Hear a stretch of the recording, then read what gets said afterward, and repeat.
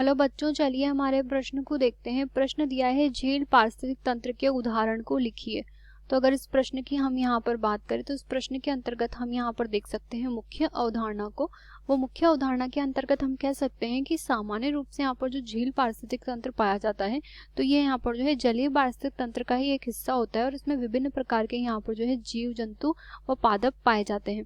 जैसे कि अगर हम बात करें झील पारिस्थितिक तंत्र की तो हम कहेंगे कि इसमें यहाँ पर जो झील होती है उसे अलग अलग क्षेत्रों में जो है वर्गीकृत किया जाता है। जैसे कि अगर झील की हम बात करें तो इसके अंतर्गत हम कह सकते हैं कि अगर ये हमारी यहाँ पर जो है झील है तो हम इसे यहाँ पर जो है अलग अलग क्षेत्रों में विभाजित करते हैं। इसके अंतर्गत यहाँ पर जो मध्य वाला क्षेत्र होता है, ऐसा क्षेत्र जिस पर सूर्य की किरणें यहाँ पर जो है सीधे रूप से पड़ती हैं, तो ऐसे क्षेत्र को हम कहेंगे कि यहाँ पर जो है आंतरिक रूप से यहाँ पर जो है सूर्य की किरणें प्रवेश करती है। ऐसे क्षेत्र को हम यहाँ पर जो है लिम्नेटिक क्षेत्र के नाम से जानते हैं। तो यह मध्यवर्ती जो क्षेत्र है इसे हम यहाँ पर जो है लिम्नेटिक क्षेत्र बोल देंगे। इसके पश्चात यहाँ पर जो है मध्यवर्ती क्षेत्र के बाद में साइड में जो बचा हुआ क्षेत्र है जिसमें यहाँ पर जो है दलदलीय क्षेत्र भी हम कहते हैं, जिसमें दलदल पाया जाता है, तो इसे हम यहाँ पर जो है लिटोरल क्षेत्र बोल देंगे। और सबसे अंत में यहाँ पर जो सबसे नीचे की ओर क्षेत्र बचा हुआ है इसे हम यहाँ पर जो है प्रोफंडल वो बेंथिक क्षेत्र के नाम से जानते हैं। तो प्रोफंडल व बेंथिक क्षेत्र यहाँ पर होता है। तो झील जो होती है अलग अलग क्षेत्रों में विभाजित होती है।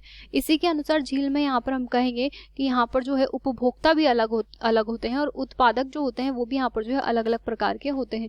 जैसे कि उत्पादक की हम बात करें तो हम कहेंगे कि झील में रहने वाले यहाँ पर विभिन्न प्रकार के जीव जो होते हैं वो उत्पादक के समान कार्य करते हैं। जैसे कि हम कहेंगे कि जलीय पादप जो होते हैं वो यहाँ पर उत्पादक होते हैं। इसके अलावा हम यहाँ पर कहेंगे कि झील में जो पादप प्लवक होते हैं वो भी यहाँ पर जो है उत्पादक के समान कार्य संपन्न करते हैं। तो ये यहाँ पर जो है उत्पादक होते हैं। जलीय पादप की अगर बात करें तो इसके अंतर्गत हम कहेंगे कि जैसे एजोला इसके अंदर आता है, इसके अलावा हाइड्रिला इसके अंतर्गत आता है, इसके अलावा आइकोनिया इसके अंतर्गत आता है। तो अलग अलग प्रकार के यहाँ पर जो है पादप आते हैं। अब अगर बात करें उपभोक्ता की तो उपभोक्ता के अंतर्गत हम यहाँ पर कह सकते हैं कि इसके अंतर्गत वो जीव आएंगे जो कि पादपों पर निर्भर कर रहे हैं। जैसे कि कहेंगे कि छोटी मछलियां जो होती है जो कि यहाँ पर पादप प्लवक को अंतर्ग्रहित करती हैं।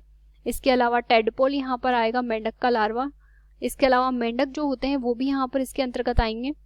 इसके अतिरिक्त हम कह सकते हैं कि बड़ी मछलियां जो छोटी मछलियों पर यहाँ पर जो है निर्भर करती है वो उपभोक्ता के अंतर्गत आएगी। तो इस प्रकार से हम यहाँ पर जो है झील पारिस्थितिक तंत्र के उदाहरण देख सकते हैं। आशा करते हैं आपको प्रश्न समझ आया होगा। धन्यवाद।